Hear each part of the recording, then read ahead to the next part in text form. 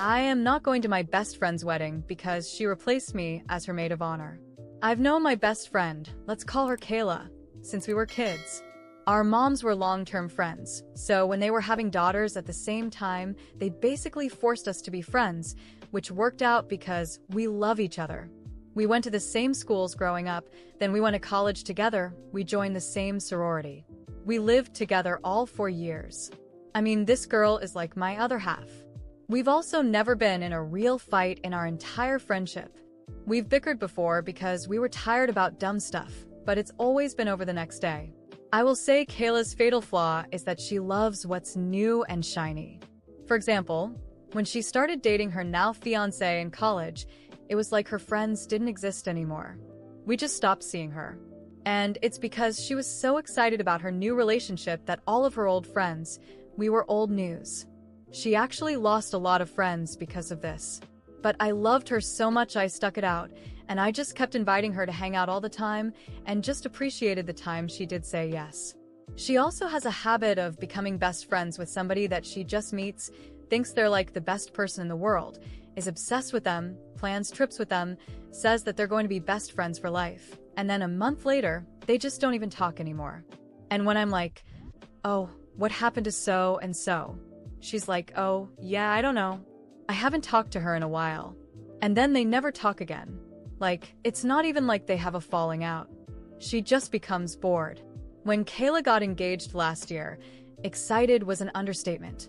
We have been picturing our dream wedding since we were kids, and I was so excited to help her plan. But another thing about Kayla, her vision is a lot bigger than her budget.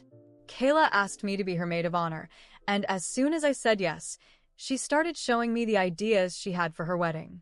And I had no idea what I got myself into by saying that I would help her with the decorations. I offered to help. I'm super crafty, and I knew that I could do a lot of those things for a lot less cost. And I even pitched in some of my own money for decorations that I was making because I love her, and I wanted her wedding to be exactly how she dreamed it to be.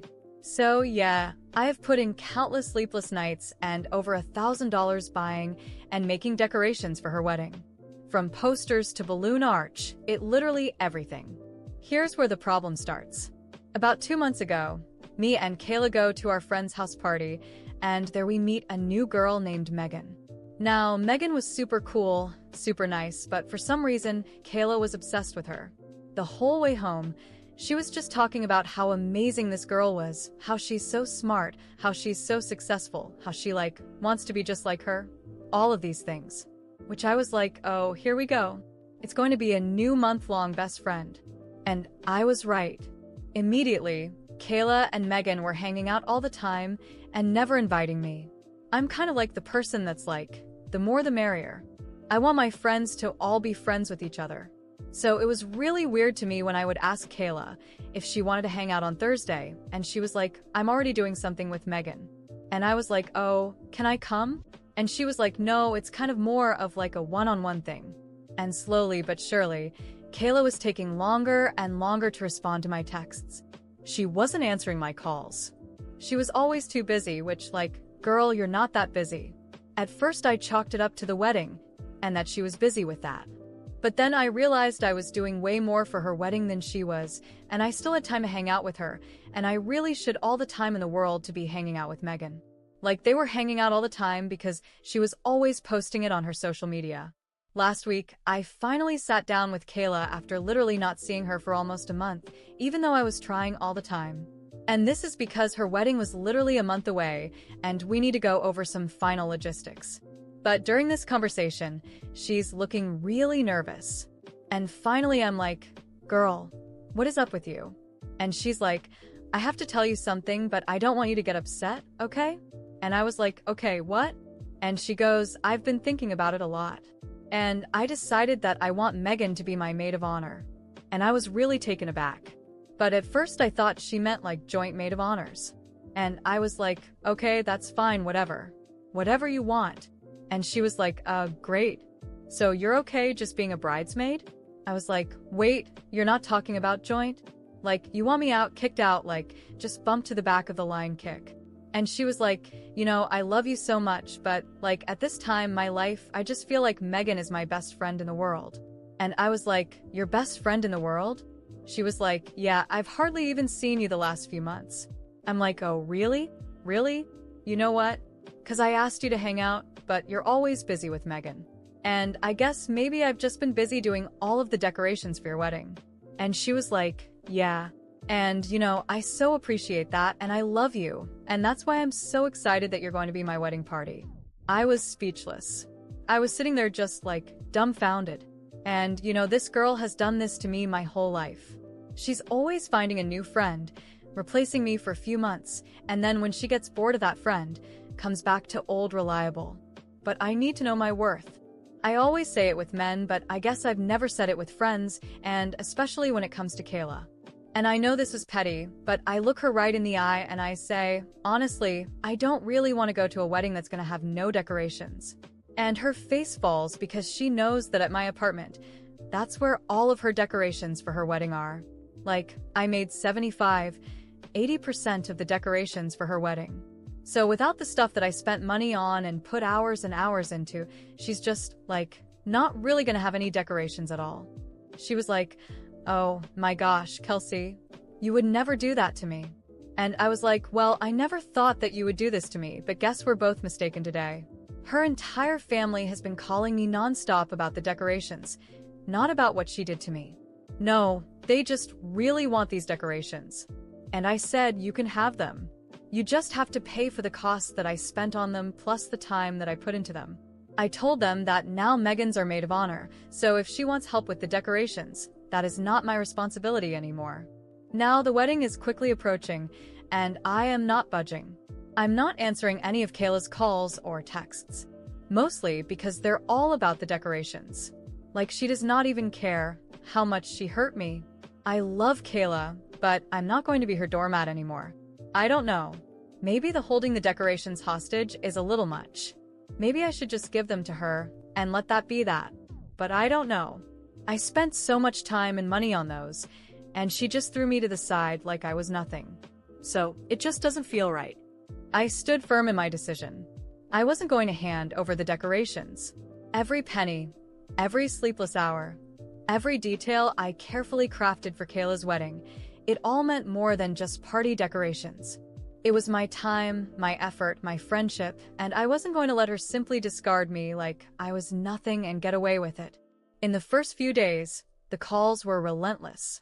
Her mother called me crying, saying she couldn't believe I was doing this to Kayla. You're like a daughter to us, she said, and that hurt. It hurt because I really had always been treated like part of the family. I spent so many years at their house, helped through so many tough moments, stood by Kayla through every crisis, every fight with her parents, every moment of insecurity. And now, all of that seemed to have been erased because suddenly, I was the villain of the story. Her uncles, cousins, even her father, they all sent me messages or left voicemails, their tone heavy with disappointment. I listened to the messages and felt that familiar tight knot in my chest growing tighter and tighter. We've always welcomed you with open arms, they said. You've always been family, and now you do this to Kayla at the most important moment of her life?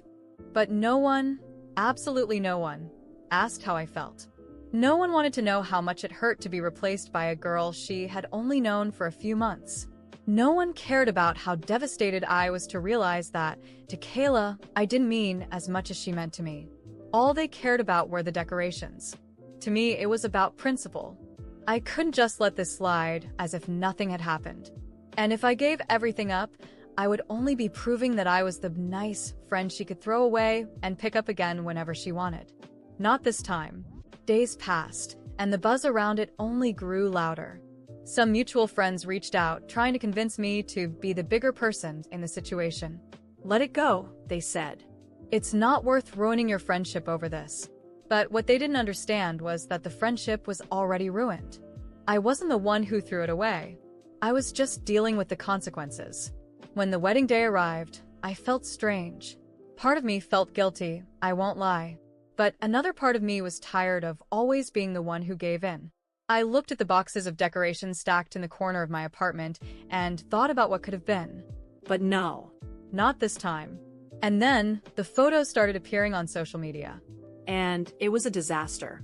Kayla's wedding, which she had always dreamed of being glamorous and perfect, looked like a last-minute thrown-together event. There were no elaborate decorations, no balloon arches, no personalized signs that I had spent weeks making. It was just an empty hall with basic tables and chairs, nothing that reflected her dreams. The ceremony itself? Horrible. Her mother, who had always been obsessed with details, looked on the verge of a meltdown in the pictures.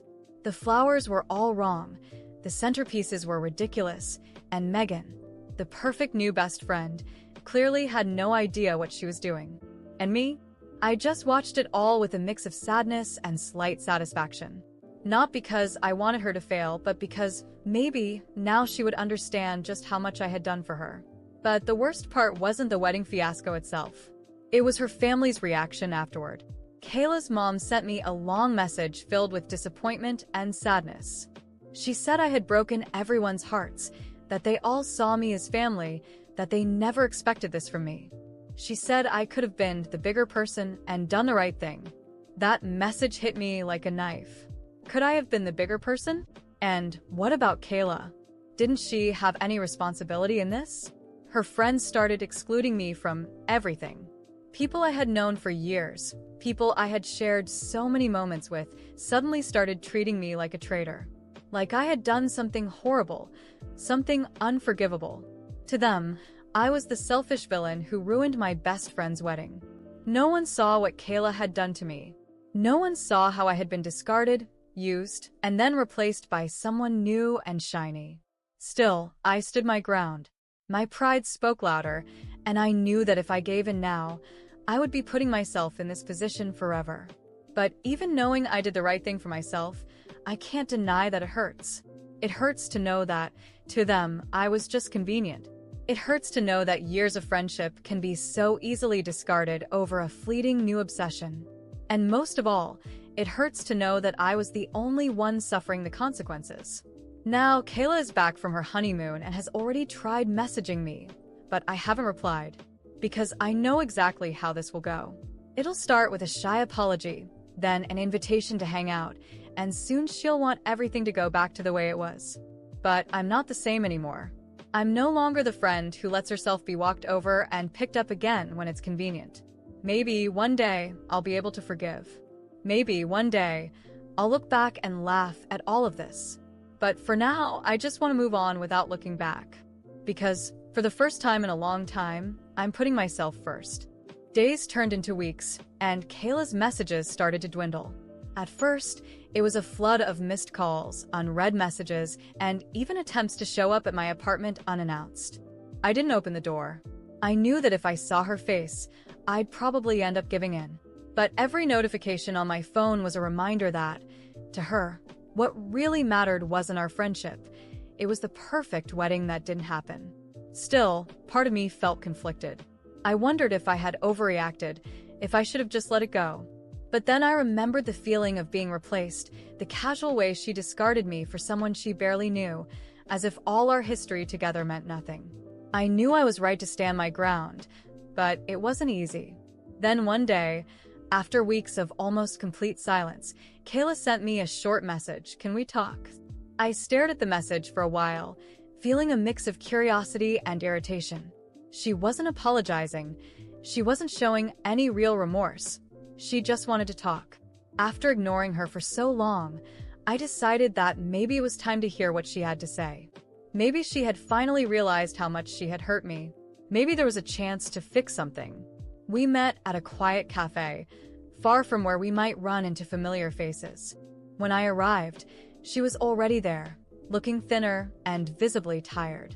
Her smile seemed forced, and there was something different about her, a kind of caution I wasn't used to seeing. I sat down without saying anything, waiting for her to speak first. "I've missed you," she said in a low, almost hesitant voice. "I know you're hurt, and so am I. It was awful having my wedding ruined, but the worst part was losing you in the process." I crossed my arms, keeping a neutral expression. "I wanted to see where this was going." She sighed and continued. "I understand your side now. You felt left out, like you didn't matter. But I want you to know that we've always been like sisters, and I still feel that way." For a brief moment, Something inside me softened. But then came her next words. And that's why I'm willing to forgive you if you're ready to apologize too. My head spun. I stared at her, incredulous. What? I asked, trying to hold back the bitter laugh, threatening to escape. You want me to apologize? She nodded, as if she saw nothing wrong with what she was saying. Yes, the wedding was really important to me, and you know that. I think, deep down, you acted on impulse and let your emotions take over. I know you felt bad, but I think we both made mistakes. I shook my head slowly, feeling a mix of frustration and disappointment. Kayla, I have nothing to apologize for. I did everything for you. I spent my time, my money, my sleepless nights, and in the end, I was replaced like I was nothing. The only person who owes an apology here is you. Her eyes widened, surprised by my response. For a moment, I thought she might finally get it, but instead, her face hardened and her voice turned colder. I knew you'd react like this. You've always been so proud. I laughed, incredulous. Proud? No, Kayla. I've just learned to value myself.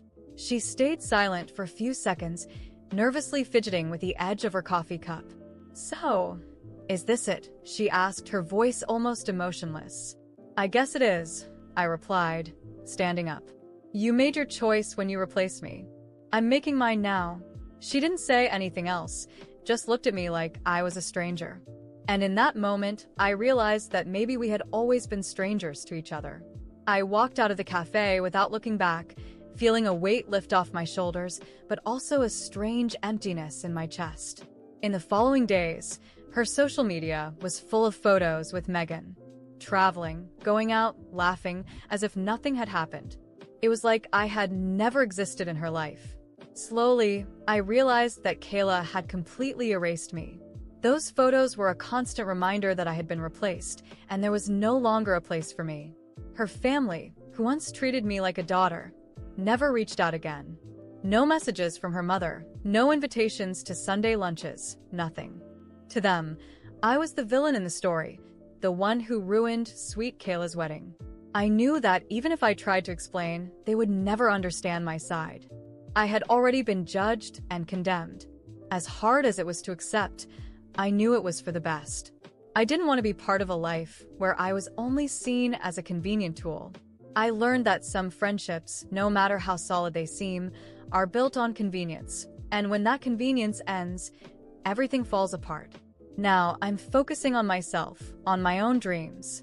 I've made new friends, reconnected with old ones I had neglected, because I was always prioritizing Kayla. I discovered that there's so much more to life than being stuck in a one-sided friendship. And most importantly, I learned that I don't have to beg for a place in anyone's life. Kayla may have moved on with Megan, her new best friend, but I've moved on too. And honestly, I'm at peace with it.